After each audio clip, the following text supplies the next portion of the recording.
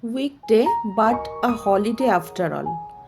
So we started for South City Mall. Mostly you will find ourselves sitting in the food court in the weekends. Today it was different.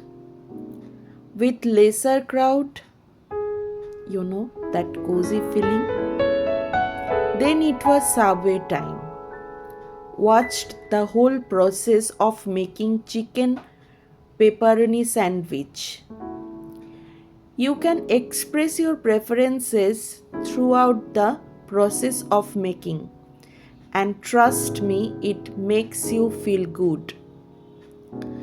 Taste was okay, but is it value for money?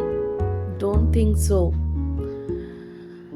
But the end was a pleasant one with those amazing Diwali decorations and light.